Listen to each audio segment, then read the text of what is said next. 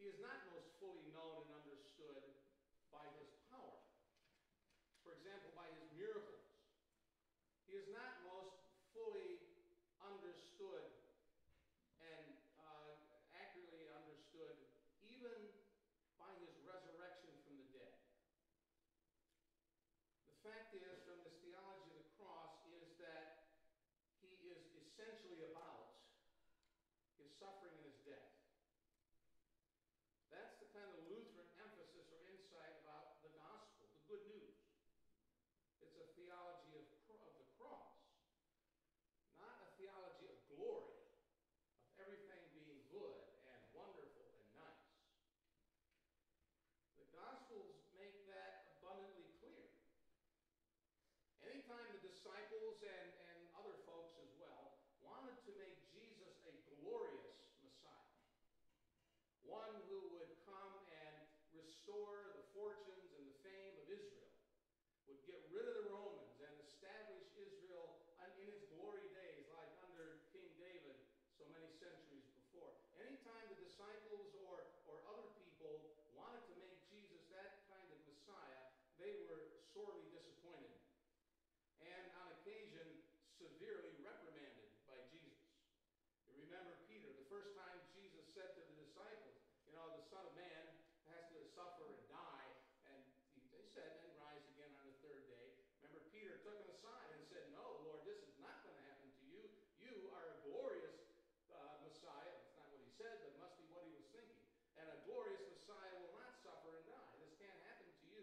And what did Jesus do? This Gospels don't tell us, but it's possible to imagine him sticking his finger right under Peter's nose and saying, get behind me, Satan.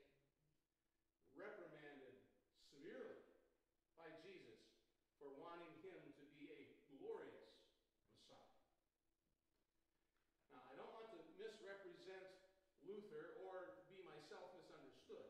I'm not saying, and Luther certainly never said, that Jesus' resurrection is unimportant or of some kind of minor significance. Never, that's not the point. But what the theology of the cross is about, what that emphasis is in our Lutheran understanding, maybe an analogy might be helpful. The highlight or the glory of an Olympic athlete is to stand on the center and highest winner's platform, to have the gold medal draped around his or her neck, and then to hear the national anthem of his or her country being played. What glory that must be for an Olympic athlete. But this glorious event has been preceded by months and even years of grueling discipline and training. Other events where the athlete has competed. Months and years of this athlete pushing him or herself to and even beyond the limits of physical exhaustion. A lot of work went into being able to stand on that center and highest platform. That glorious event where the gold medal is draped around his or her neck and the national anthem is played. A lot of work went before that. Compared to the long and demanding discipline of training that this athlete has had to go through for, again, months, even years, compared to that kind of training, the award ceremony, as glorious as it is a piece of cake. The parallel is that Jesus' resurrection from the dead is glorious, no doubt about that. But it is the glorious culmination of all the grueling and the life-ending events that went before it. By comparison, Jesus' resurrection was a piece of cake compared to all that went before.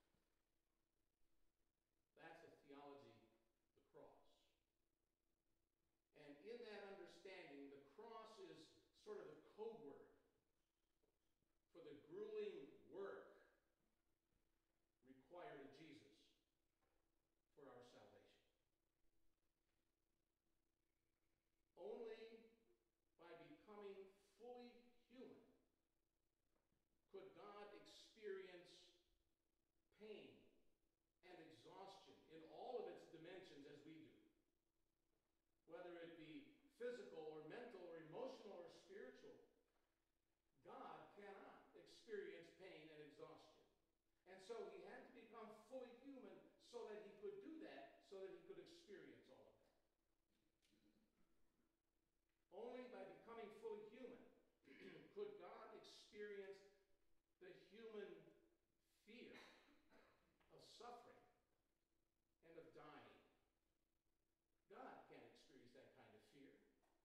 Only humans can. And God had to become human so that he could experience that fear of suffering and death, which he certainly did. Again, remember his prayer in the Garden of Gethsemane. Father, remove this cup of suffering. Remove this from me. He did not want to suffer, did not want to die as a human being. But he went on to say, but not my will, Father, but yours be done. Only by becoming fully human could God experience despair.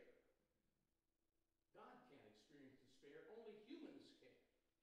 And he had to become human, which he did in his Son, to experience despair. Again, remember from the cross, my God, why have even you forsaken me? He despaired, as we so often do under all kinds of circumstances.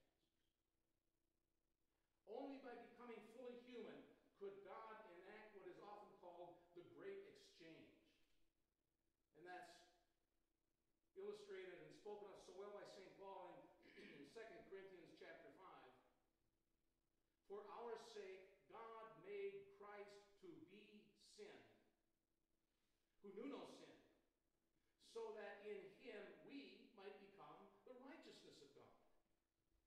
That's the great exchange. God could not become sin. God could not die. So he became fully human in his Son. And as a full human being, then that human being, that fully human Son of God, could become sin, so that sin could be destroyed, so that sin could die, so that sin could be buried and be done with. Only by becoming fully human could that happen. And that's what happened in Jesus. The great exchange. He became your sin and mine,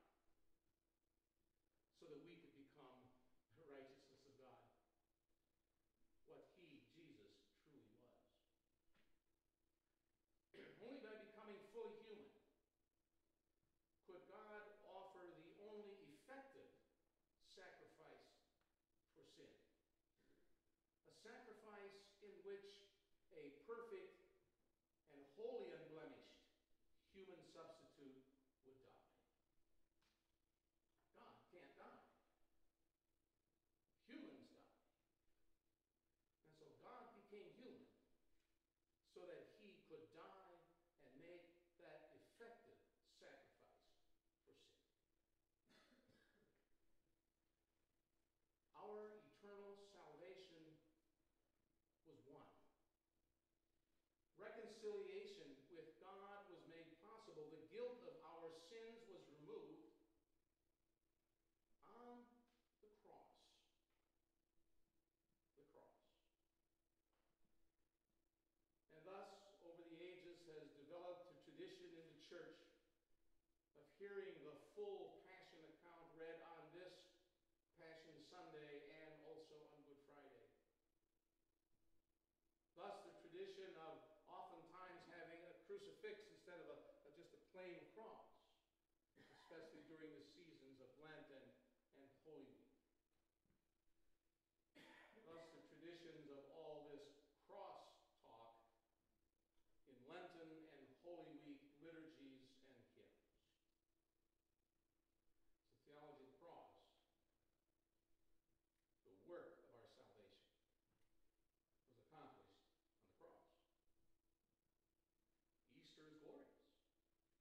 culmination.